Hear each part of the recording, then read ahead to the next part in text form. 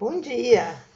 Voltando para mais um estudo do Evangelho, que eu abri hoje ao acaso, e nós caímos no capítulo 21, item 5, prodígios dos falsos profetas.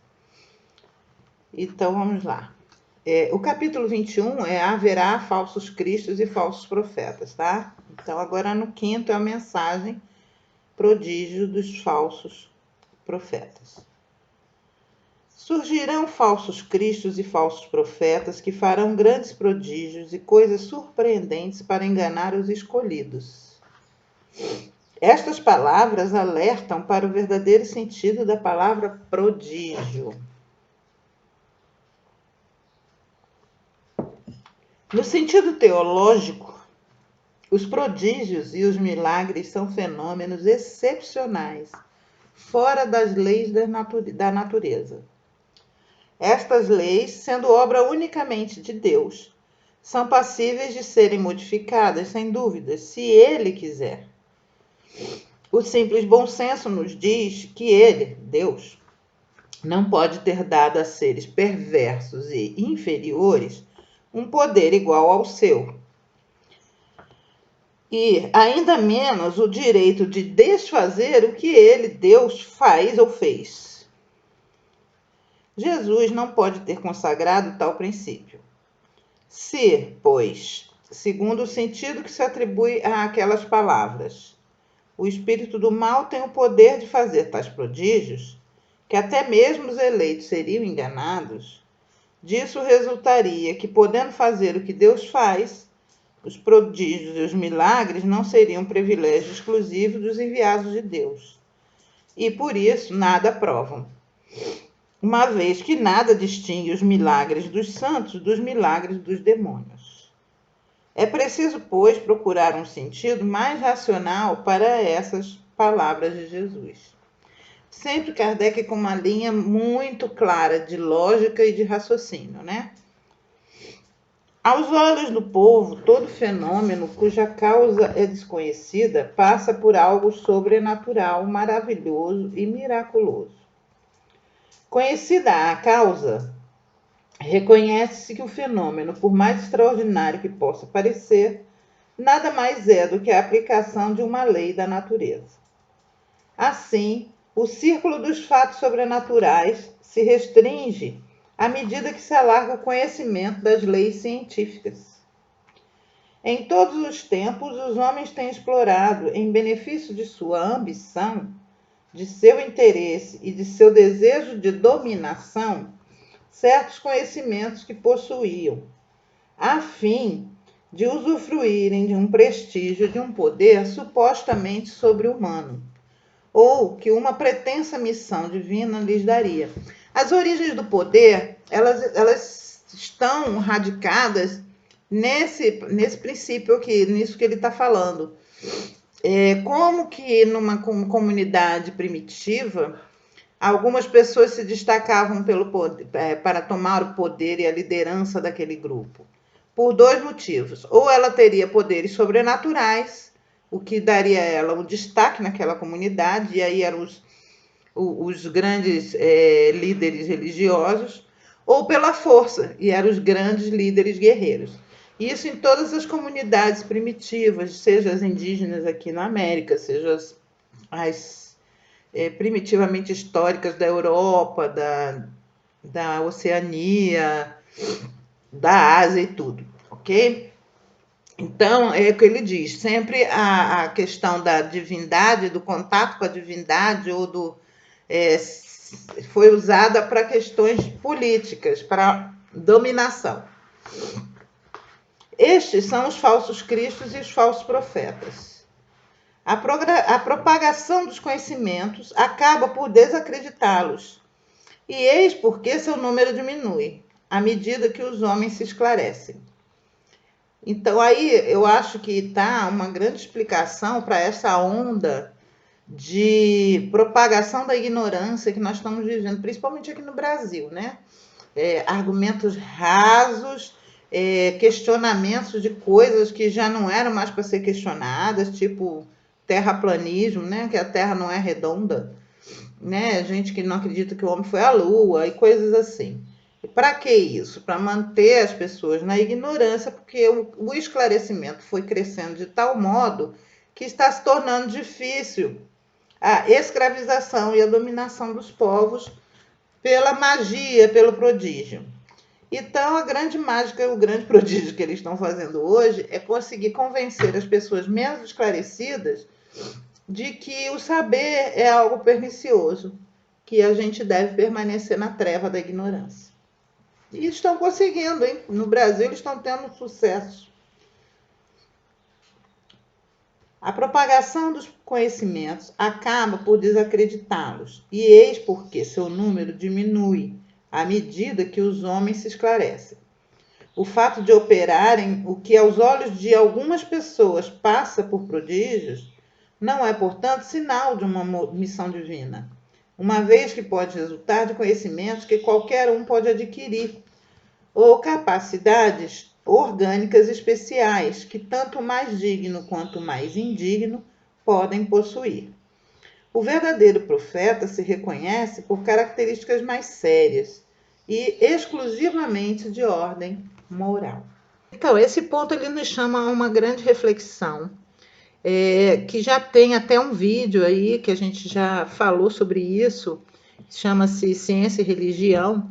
Se as leis da natureza e as leis morais emanam de Deus, então elas não podem se contradizer, ok? Então, quando vem esses prodígios que atribuem a alguns seres poderes especiais que os outros não têm, era bom a gente verificar várias coisas. Primeiro, a qualidade, o quilate moral da pessoa que faz esses prodígios. O que está por trás disso? Para que ela está fazendo? Ela está ajudando pessoas? Ela está fazendo disso uma mercadoria? Ela está iludindo as pessoas para ter poder, para disputas religiosas, para disputas de política, se eleger política, para dominar, para ganhar dinheiro, para ganhar fama? Ou ela está realmente fazendo isso desinteressadamente, sem motivo algum aparente de locupletamento próprio, né? Então, a primeira coisa que esse ponto chama é isso. O que está por trás desses falsos milagres ou falsos prodígios? Existem prodígios mesmo? Ou será que o pensamento humano ainda não evoluiu o suficiente para desvendar o mistério por trás desse falso prodígio? Então, é bom a gente ter isso em mente antes de ir aceitando qualquer coisa que nos apareça como se fosse maravilhosa, e ainda mais em tempos de tecnologia alta, em que você pode adulterar vídeos, você pode adulterar áudios, né? Você pode adulterar imagens, fotografias. Eu posso tirar todo esse fundo aqui e botar que eu estou em Paris, por exemplo, estou fazendo esse vídeo em Paris, e enganar, né? Então, nós temos que tomar muito cuidado nos dias de hoje com isso, com os falsos prodígios e os falsos milagres, os falsos profetas. Vocês vão ver num outro vídeo que eu tenho no canal, chamado Vacina e Ignorância, em que eu falo contundentemente contra um discurso que andou, né, por aí, pelo Brasil, contra a vacina, dizendo que a vacinação era prejudicial. E a quem interessa isso? A quem interessa deixar a população sem vacinação e deixar proliferar uma peste, por exemplo, que dizime as pessoas, né? Que tipo de indústria está por trás disso? A gente conhece os interesses aí, por exemplo, da indústria petrolífera, que faz guerras, fez guerra no Iraque, no Kuwait, por conta do petróleo. Da mesma forma, nós temos aí a indústria dos agrotóxicos, nós temos a indústria farmacêutica. São indústrias pesadas e fortes que têm fora do país, não só dentro do país. Os laboratórios são fortes. O olho deles na medicina, na floresta amazônica, está todo aí, né? Nós temos ervas da floresta amazônica que foram patenteadas nos Estados Unidos, que a gente é nossa, a gente descobre, faz a pesquisa, descobre o potencial dela, mas não pode usar o nome da erva porque ela está patenteada lá, tem que pagar. Então, tudo tem muito interesse aí por trás das coisas que a gente tem que estar atento, muito atento. Proliferação de armas, né? Existe uma indústria armamentista que ela é quem decide geralmente as eleições dos Estados Unidos. Essas guerrinhas que os Estados Unidos patrocinam nada mais são do que vitrine de armas, de tecnologia de morticínio.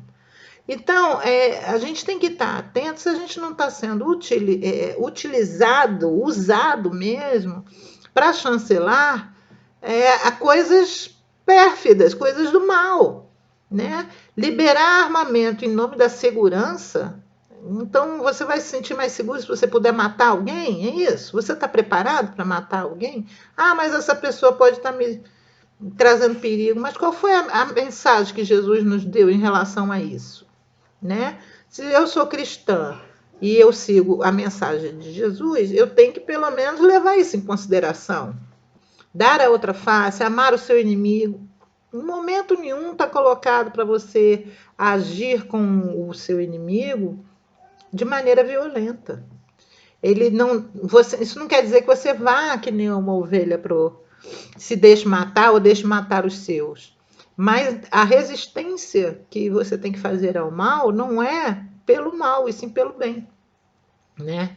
Então, por exemplo, como política de Estado, a gente não pode admitir, enquanto cristãos, que seja da violência, e sim da ressocialização das pessoas, né? De eliminação dos problemas que levam à violência. E o que a gente está vendo aí hoje no Brasil é a apologia do extermínio, né? Exterminar florestas, né? Através de desmatamentos.